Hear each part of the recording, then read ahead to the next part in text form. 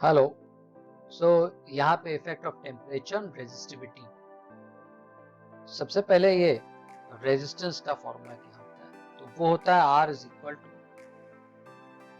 ml upon n e square A tau.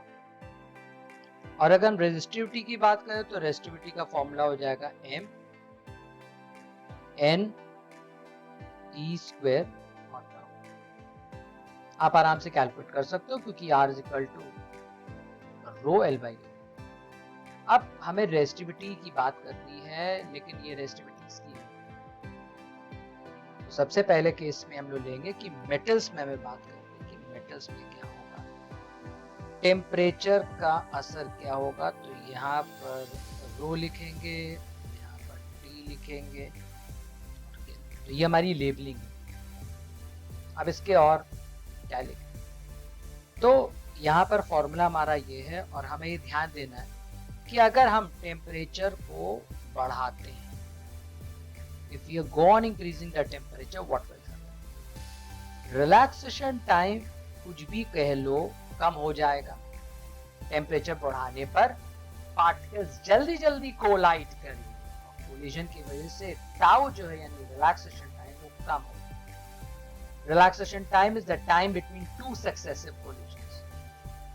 तो अगर ये कम हो गया तो ऑब्वियसली बात है ये वाली चीज जो है वो बढ़ गई। एक्सपेरिमेंटली ग्राफ जो है वो उसका कुछ इस तरह से वेरी करता है and there is a drastic change. अब हम लोग बात करते हैं कि मेटल्स के बाद एलॉयज में किस तरह का नेचर शो होता है। तो वंस अगेन हम लोग यहाँ पर अब बात करने वाले सेकेंड चीज वो है एलॉयज। फिर से यहाँ पे रो और यहाँ पर कुछ ये, और फिर से बात करेंगे कि क्या होगा। तो क्योंकि हमें पता है rho is equal to m n e square tau, temperature बढ़ाने पर एक ही चीज होगी, रिलैक्सेशन टाइम कम होगा और रेजिस्टिविटी बढ़ जाएगी।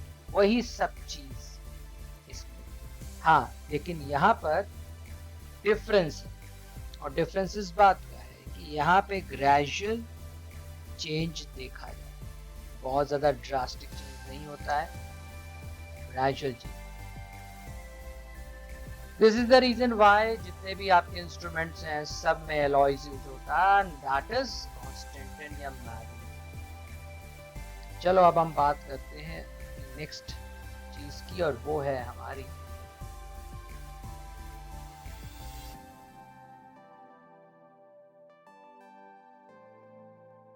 Semi conductors. तो सेमीकंडक्टर्स में क्या होगा, यहाँ पे हम लोग लिखेंगे रो, यहाँ पे लिखेंगे टी, यहाँ पे लिखेंगे के, और यहाँ पे ये नोटिस होगा कि यहाँ की रेजिस्टिविटी कुछ इस तरह से वेरी करेगी। जानते हैं हम लोग formula, rho is equal to m upon n e square tau. Temperature बढ़ाने पर रिलैक्सेशन टाइम कम होगा, ये तो है। साथ में एक नई चीज होगी, और वो ये है, वो नई चीज होगी कि आपका जो number of free electrons per unit volume ये बढ़ जाएंगे, क्योंकि टेम्परेचर बढ़ाने पे कोवैलेंट बॉन्ड टूटते तो n की वैल्यू बढ़ेगी, ये घटेगा ये। और एक चीज और, इसका घटना कम होगा, इसका बढ़ना ज्यादा होगा, जिसकी वजह से रो की वैल्यू जो है दोनों डिनोमिनेटर में इसका चेंज ज्यादा, ये रेजिस्टिविटी जो है कम हो जाएगी। और रेजिस्टिविटी कम होने का मतलब है ग्राफ कुछ इस तरह से डाउन।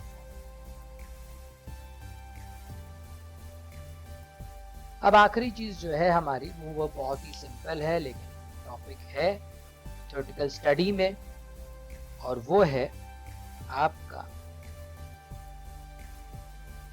इलेक्ट्रोलाइट। तो बहुत सिंपल सी चीज है कि इलेक्ट्रोलाइट में क्या होता है कि when you go on increasing the temperature, जब आप टेम्परेचर बढ़ाते हो इलेक्ट्रोलाइट का, तो विस्कोसिटी नाम की चीज, विस्कोसिटी, ये चीज जो है वो कम हो जाती है। और इसके जैसे ही कम होगा तो आपकी कंडक्टिविटी बढ़ेगी और रेजिस्टिविटी डाउन। ठीक, तो इन दोनों चेंजेस देखेंगे कि टेम्परेचर बढ़ाने पे कंडक्ट रेजिस्टिविटी नाम की चीज कम होती है। और ऊपर जो मेटल्स और एलॉयज के बारे में बोला है, टेम्परेचर बढ़ाने पर इनकी रेजिस्टिविटी बढ़ती है। ये हमारा छोटा सा टॉपिक